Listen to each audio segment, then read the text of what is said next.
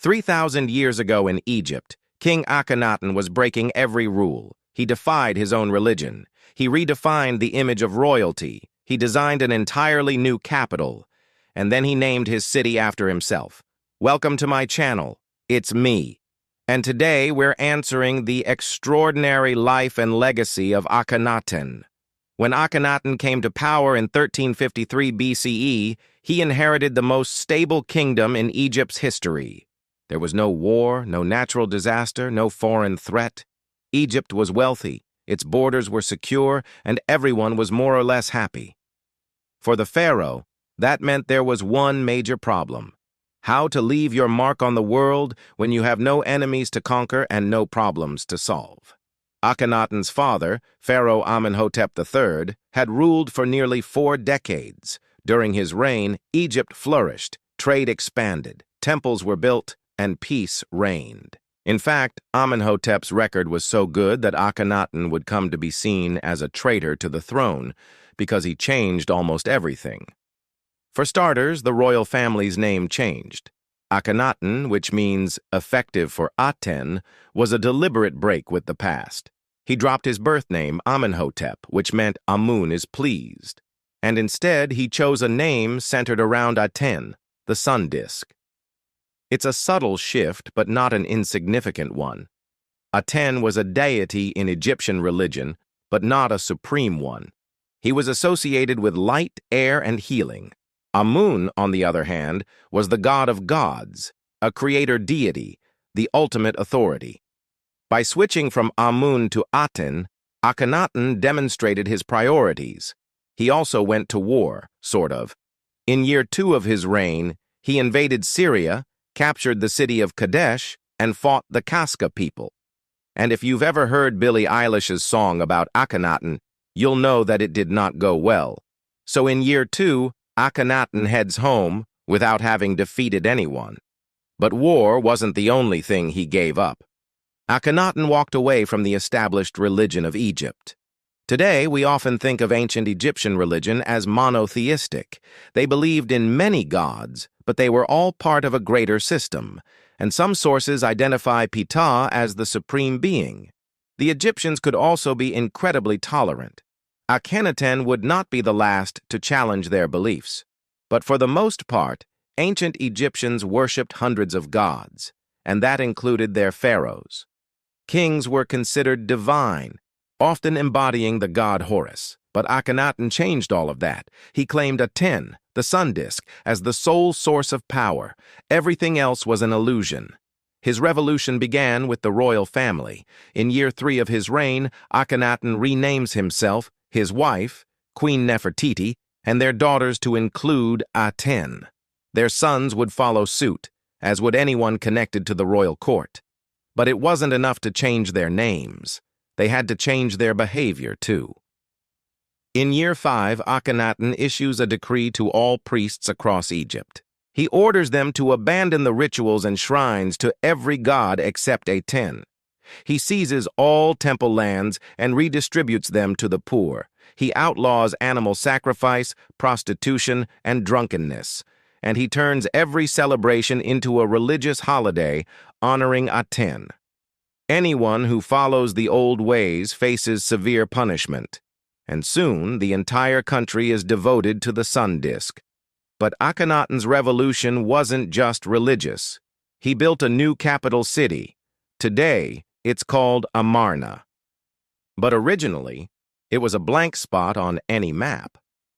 Located in the middle of the Egyptian desert, this new city was planned from scratch, with streets laid out in a grid and buildings constructed side by side like a modern suburb. And it was designed to worship only one god. The royal palace was designed with 42 pillars, one for each hour of the day. And everywhere, carvings and paintings depicted Aten as the source of life. All other gods were conspicuously absent. Every building in Akhenaten's city celebrated his new religion. But none was more important than the great Aten temple.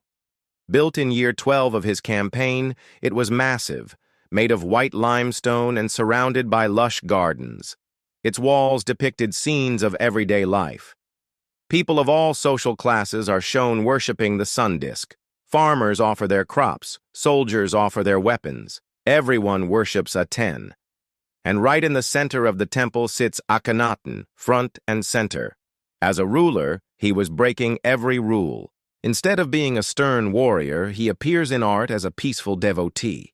He wears simple robes, he has large almond-shaped eyes, his head is elongated, his limbs are spindly, and historians still debate the reason for this radical new style. Some argue that these soft features signify peace and devotion. Others believe it depicts an actual medical condition. Still, others claim Akhenaten's appearance was a deliberate choice to separate himself from previous pharaohs. Whatever the reason, Akhenaten's image had nothing to do with his legacy. By the end of his 17-year reign, his revolution was in tatters.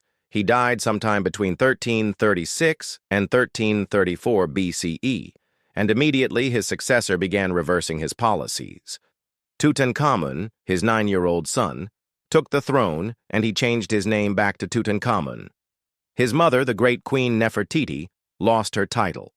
His advisors returned the gods to their temples. His priests regained their influence, and within 2 years, everything was back to normal. In fact, Akhenaten's revolution was largely forgotten. His temples were demolished, his city was abandoned, his name was erased from official records. Only his daughter, Princess Smenkhare, survived the purge. She kept her Aten name, suggesting she may have ruled as a regent. But when Tutankhamun reached the age of reason, he reversed the revolution. In art, he's shown as a traditional pharaoh, strong, stern, warrior-like, restoring order and tradition. And yet there were hints of his father in Tutankhamun's reign. For example, he issued a law protecting widows from remarriage, which may have been inspired by Akhenaten. He also reinstated some of his father's advisors, including the architect behind the new capital. So while Akhenaten's revolution failed, some of his ideas survived. But in the grand scheme of things, that's not why he matters. Akhenaten is the perfect example of someone changing everything. He changed his name, his religion, his art, his architecture, his entire world view, and all of this was perfectly legal. There was no war, no famine, no natural disaster, no invasion. He was blessed with a peaceful kingdom, and he traded it for a revolution that ultimately failed. He changed everything for nothing.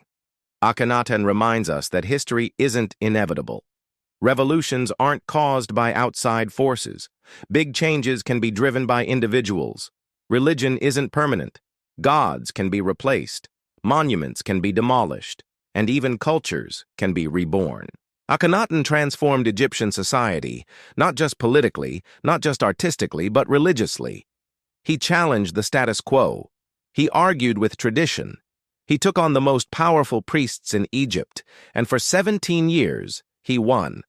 But his success didn't last. And in the long run, he was completely forgotten.